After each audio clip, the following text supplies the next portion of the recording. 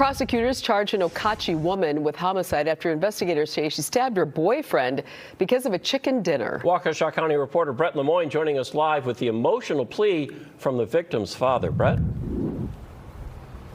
Yeah, Ted and Mary, Lac La Belle police say 27-year-old Michaela Cloth got a hold of a knife and stabbed her boyfriend through the heart. This all happened on Friday night in Okachi, which is an unincorporated area in the village of Lac La Belle.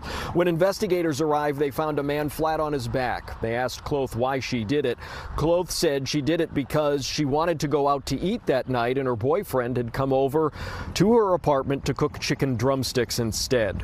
When asked if there was a struggle, Cloth told police, quote, "No, I did stab him," end quote. Cloth says her boyfriend grabbed a knife on the blade side and she got angry and she pushed the knife into his chest. The victim's father spoke in court Monday. He asked we not name him or his 25-year-old son. Please never let that monster walk the streets ever again. She admits. When an argument turns fatal, a relationship conflict, a split-second decision, and a life lost. Sometimes, the most shocking true crime stories don't begin with long-term planning or elaborate schemes. They begin with something small, a disagreement, a moment of frustration, a clash of expectations. In this case, what started as a disagreement over dinner, whether to go out or stay in and use an air fryer, ended in tragedy. A woman is now accused of killing her boyfriend after that seemingly minor dispute escalated beyond control. This story is not just about what happened, it's about how quickly emotions can spiral, how conflict can turn dangerous, and what we can learn to prevent similar tragedies. Background. Who was she? While authorities have released limited verified information, what is known paints a picture that is, in many ways, familiar. The woman at the center of this case is described as an adult in a relationship with the victim, her boyfriend. Like many couples, they shared a domestic life, routines, and expectations. There is no widely confirmed history of violent crime tied to her prior to this incident. That detail is important, because many tragic cases don't always involve individuals with long criminal records. Sometimes, they involve ordinary people who make irreversible decisions in moments of heightened emotion. Relationship dynamics. At the heart of this case is a romantic relationship, one that likely included both normalcy and tension. Relationships often carry emotional investment, expectations of time and attention, financial pressures, differences in lifestyle. Even something as simple as dinner plans can become symbolic. Going out might represent effort, romance, or change. Staying in might represent comfort, routine, or financial caution. When expectations clash, the disagreement isn't always about the surface issue. It becomes about feeling heard, or ignored. The night of the incident. According to reports, the conflict began over dinner plans. The boyfriend reportedly preferred to stay home and cook using an air fryer. The woman, on the other hand, wanted to go out. On the surface, it sounds trivial. But arguments rarely stay about the original topic. What might have followed? Raised voices. Emotional frustration, miscommunication, escalation without resolution. At some point, the situation crossed a dangerous line. What began as a disagreement turned into a confrontation. And that confrontation became fatal. Escalation.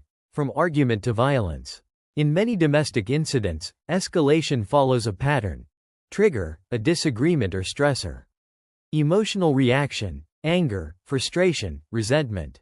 Verbal conflict. Arguing, accusations. Loss of control, impulsive decisions.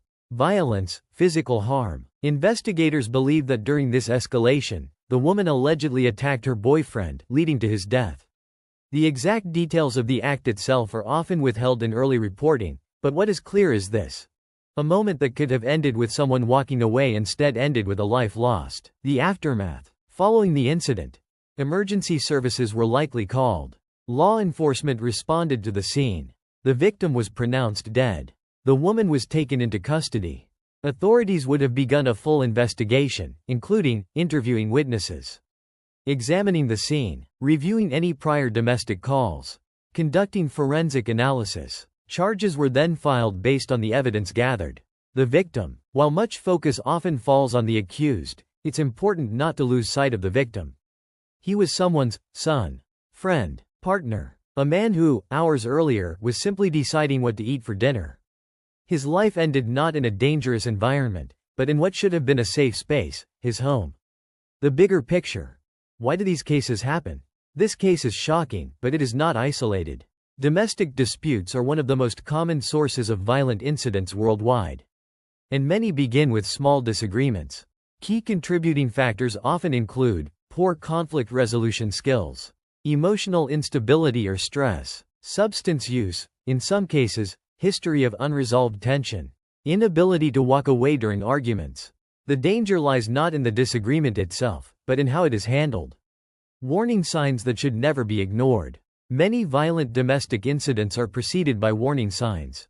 These may include frequent intense arguments, controlling behavior, sudden emotional outbursts, threats, even if not acted upon before, physical intimidation. Recognizing these signs early can prevent escalation.